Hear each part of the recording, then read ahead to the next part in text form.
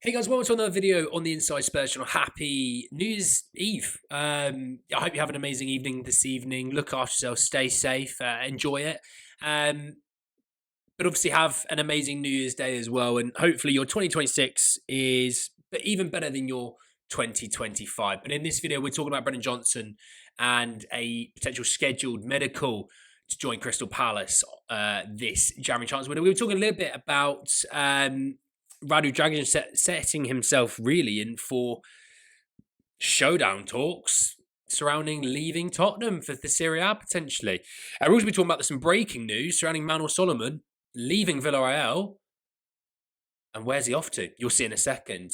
But let's start with Brennan Johnson because that's the most important news. And this came from the Telegraph saying that Crystal Palace are now confident Brennan Johnson will be at the club in time for their match on Sunday versus Newcastle United. The 24-year-old is expected to have a medical and the deal will be for about 35 million. I've seen sort of 33, I've seen 35. So let's say it's 34.25. Let's meet right in the middle. No, I think, I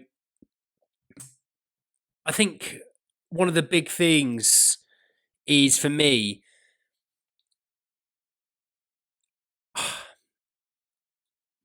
it's a difficult one because look, I don't think it's truly worked with Jono at Spurs. I don't. He gets us, he definitely loves Tottenham in that regard. And look, he scored the biggest goal of my lifetime, and I'm 30 next year. He scored the biggest goal of my lifetime. He scored huge goals, and okay, maybe it's not worked in that regard, but he won a Europa League final for us, and nobody can ever take that away from him. He, in my opinion, is a bit of a legend because of that, And I think he's had a real tough time at Tottenham. Sadly, I think a lot of it is really down to some fans. I mean, the abuse that he received was awful, and it still isn't great now. I still see people on Twitter, saying and speaking ill of him, and it's just like, at some point, you might want to go outside and touch some grass, lads, or just, get some friends because you're clearly miserable and you're taking out on a guy who doesn't deserve that. So there's that in regard into the emotional side of things. But on the business side of things, Spurs really struggled to sell players. And look, the 35 or 34.25 that I sort of said, that's the only money that we probably owe Nottingham Forest. So I don't think Spurs are making any money on this deal. I think this deal is still, it will clear off what we owe in theory. So we're at zero in theory.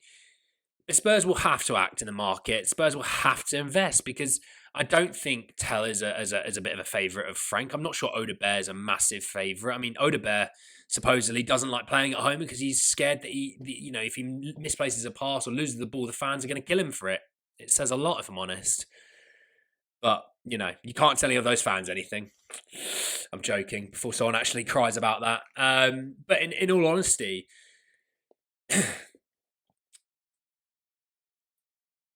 Spurs, due to previous regimes, Parati's being one of them, and I mean, he's off to Fiorentina potentially, but Parati's a guy who is renowned for doing loads of business speaks to all these agents. He has 10 deals lined up per position, but at the same time, cannot sell a player to save his life.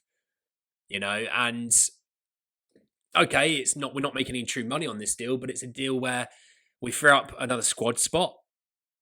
We reinvest it, we bring in some more quality, and we go from there. And Spurs need to act big. I mean, there's reports that Spurs want to increase their wage bill because they're going to be bringing in more talent. Spurs,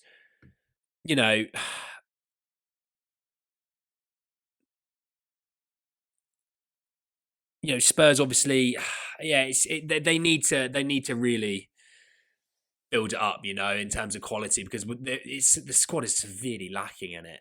Dragusin news. Matt Barlow and Daily Mail saying that Dragusin is set for talks with Tottenham over his future, with clubs in Serie A showing interest. He wants to play regularly and there'll be a conversation about the best way forward. And totally get why he would want that conversation of regular football. Obviously going into a World Cup year and things like that. I mean, what I would also say is, all right, mate, you've been out all season. You've played as much football as I have since the middle of January until the start of December, near mid-December. Like, you probably could do with just knuckling down and just focusing on your football, regaining fitness. It takes a while, from ACL injuries to get going again. But, like, also Spurs are in a position where they've got 4 centre-backs now. And I know he's not the fan favourite from certain fans. I get that. But at the same time, we haven't had any depth. And he has some redeeming qualities. You know, I think he would probably suit a back three, if I'm honest. And look, we'll sort of see. We'll sort of see what happens there. But it doesn't matter that clubs in Serie A want you unless they're going to give you. Spurs are going to need to be making 20 million plus on him to sell him, in my eyes. You know, to make sure that they're covering all the money that they still owe, and not to come out with a proper loss. It's an interesting one, really, on Radu. But yeah, I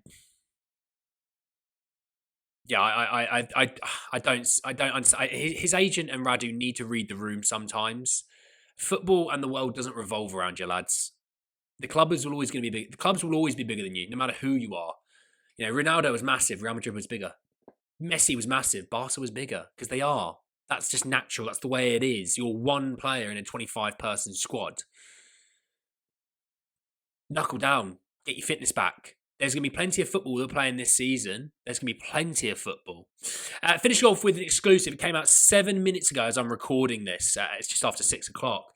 Fabrizio Romano with an exclusive. Fiorentina have reached a verbal agreement to sign Manor Solomon. Here we go. The winger is set to leave Villarreal with loan move to be interrupted. A new transfer to Fiorentina from Tottenham. Now, just double checking any information on this coming out like that we need to know about. No, there's no one that said what it's for. But, I mean, look, Fabio Paratici being linked to Fiorentina, this could be the start of it. This could be the start of his, you know, control of Fiorentina because, you know, this is a player that he signed for Tottenham. You know, and look, we'll wait to see what the deal looks like. Is it a loan deal? Is it a full transfer? But, you know, for a guy who was one of the best players in the Championship last season, in reality, when you look at, I thought the move this year would be a great move for him to Villarreal. If you sort of look at this season, he's played across 11. He's played 11 games across 3 competitions. He's got a goal and 4 assists. So actually, he's got 5 goal contributions at that time. 3 of which of his assists came in the Copa del Rey. He's got 3 games, 3 assists. In the league, he's got 6 games, 1 goal, 1 assist. But, you know, he's only played 350 minutes this season. So he's not playing a ton of football, if I'm honest. So I don't know what the deal would look like in that regard. Obviously, he's still got a few years left on his contract. I thought we would sell him in the summer. I thought there was going to be the market there that you'd sell him because he's the best player in the Championship or one of the best players in the Championship. And it felt like we kind of crapped the bed on this one because we should have been able to get 10, 15 million easily. You know, Johnson's fetching 35, get that. Solomon could have reached 10, 15 surely. Or Spurs thinking we'd get 20 million. We've tried to hold out and it's not worked. You know, I don't know. But yeah, in regards to, you know, Brennan, obviously I wish him all the best. On Solomon, yeah, well, he's not even been our player this season. He's not done anything in La Liga. Game gone. It's another one that we can forget about. And sometimes you take losses on certain players that, you know, you take losses on certain players in terms of like, we thought we were getting 10 million. Maybe we're going to get 5 million. Just do it, move them on, take the money, reinvest. Radu, let's wait and see. But, you know, Spurs would have to act in the centre-back market. They would have to. Obviously, the Vuskovic question is always there. Maybe you call him back. I don't know. I doubt they would. I think you'd be better off keeping him there, to be honest. But we shall see. But anyway, enjoy the rest of your New Year's shenanigans. Please look after yourselves. Thanks for watching. And I will see you all, well, in 2026. Take care. Peace.